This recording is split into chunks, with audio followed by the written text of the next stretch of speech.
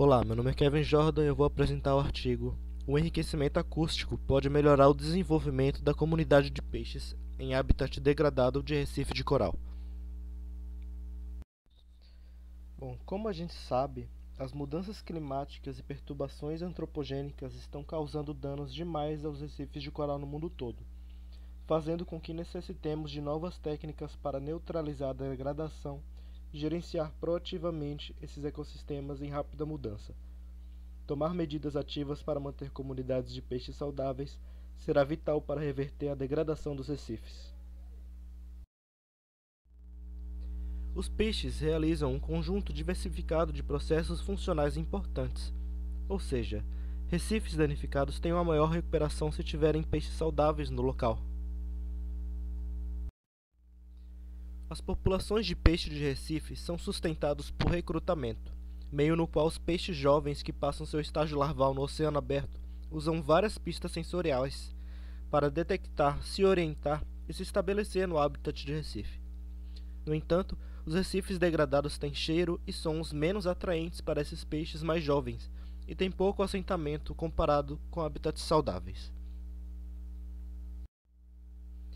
Reverter artificialmente as mudanças sensoriais associadas à degradação pode restaurar a atratividade do local, promover o assentamento e a retenção de espécies de peixes funcionalmente importantes e melhorar os processos de recuperação em escala local. As pistas acústicas são particularmente passíveis de restauração artificial devido ao uso por uma ampla gama de peixes em estágio de assentamento e sua facilidade de manipulação em condições de campo, usando alto-falantes subaquáticos. Nesse trabalho, eles procuraram investigar o enriquecimento acústico como uma nova ferramenta de gerenciamento para ajudar na mitigação e reversão da degradação dos recifes de coral. Esse estudo foi realizado entre outubro e dezembro de 2017, na lagoa a sudoeste da estação de pesquisa Lizard Island.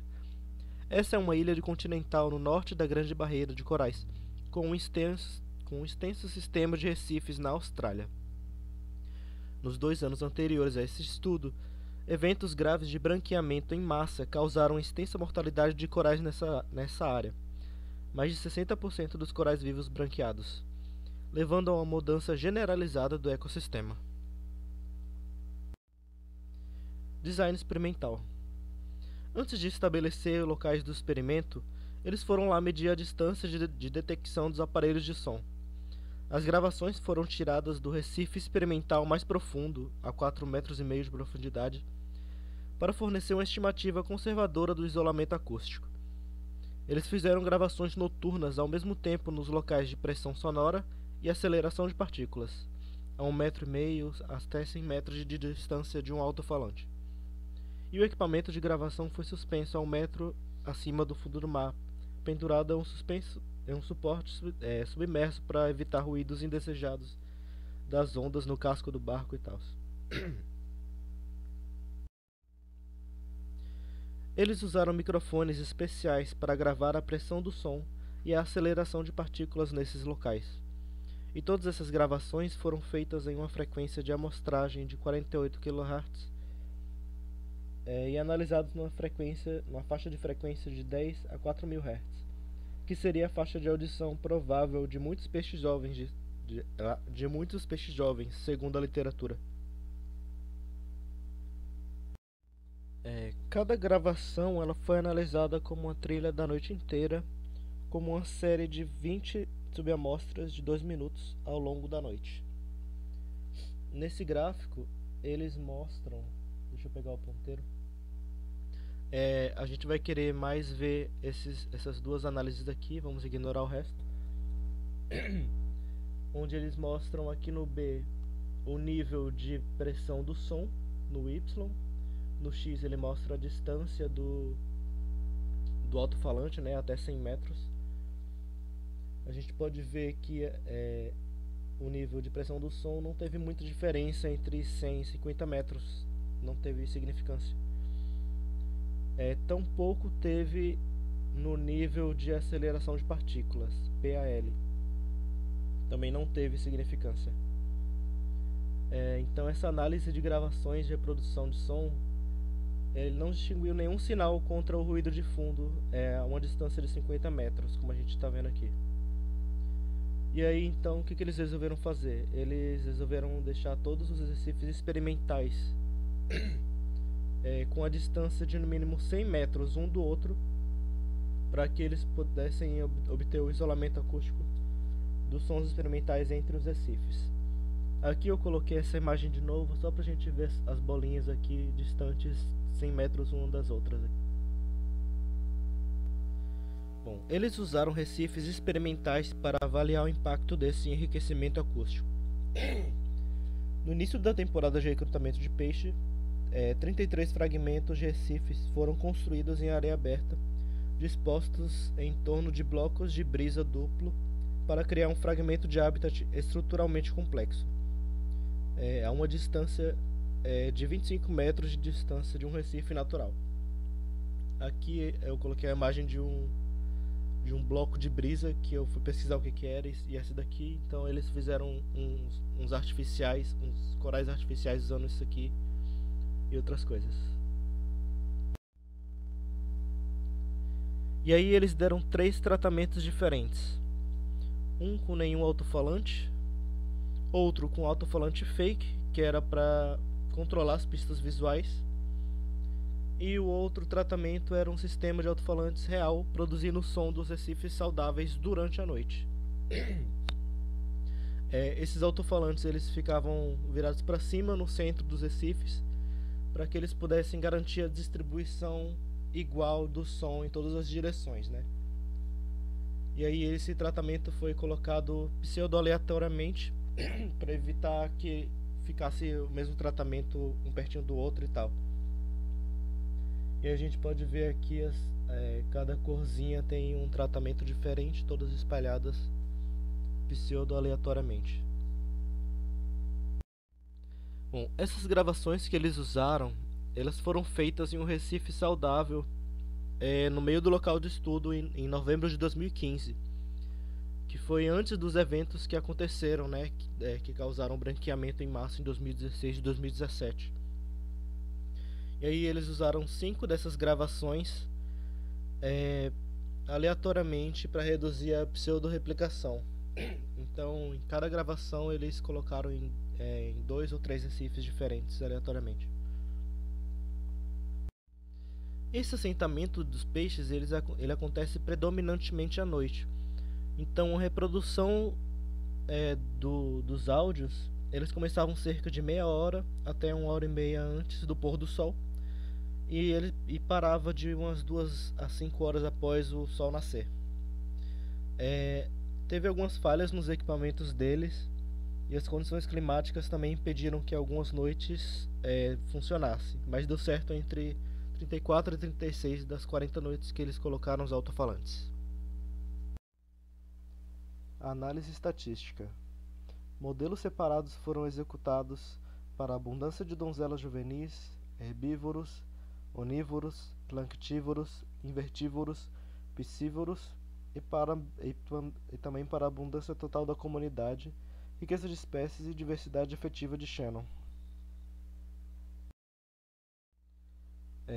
O efeito do tratamento do alto-falante na variável dependente foi testado por meio da ANOVA com um modelo nulo e teste de HSD post-hoc de Tukey, seguindo resultados iniciais estatisticamente significativos. Bom, aqui nesse gráfico a gente tem os efeitos do enriquecimento acústico no recrutamento de donzelas. No eixo X a gente tem os dias passando, no eixo Y a gente tem os peixes chegando. O azul ele é o tratamento com enriquecimento acústico, enquanto os outros dois, aqui que estão um sobreposto do outro, são os outros 2 tratamentos. Eles escolheram essa família de peixes porque eles são não crípticos, altamente abundantes, e os indivíduos podem ser examinados visualmente com precisão e com o mínimo de perturbação para a comunidade em desenvolvimento.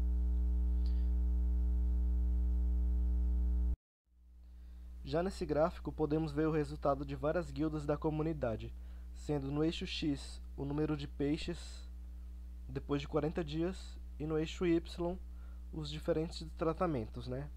O azul sendo o enriquecimento acústico em cima, o laranja no meio são os alto-falantes fakes e o vermelho sem nenhum alto-falante.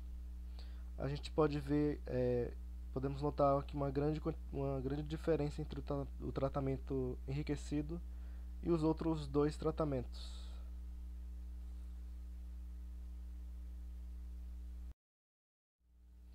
E por último aqui nesse gráfico a gente tem a abundância aqui no Y do A,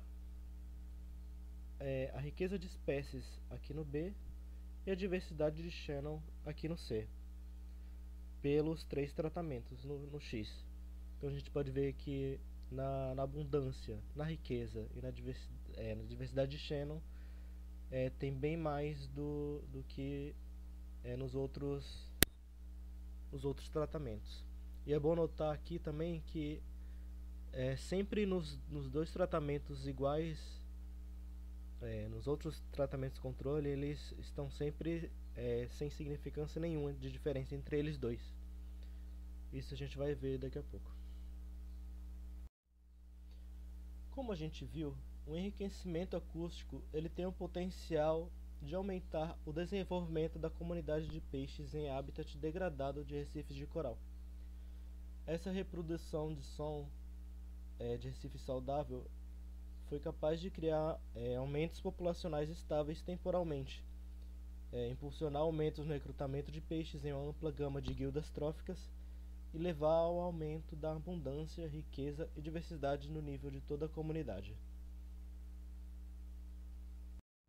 Bom, como a gente viu ali atrás, o resultado dos dois tipos de tratamento controle ele mostra que as melhorias nos recifes que receberam som foram devido ao tratamento acústico e não às pistas visuais dos alto-falantes. O trabalho ele não tentou investigar quais sons são mais eficazes para atrair os peixes em estágio de assentamento. Porém, evidências anteriores mostram que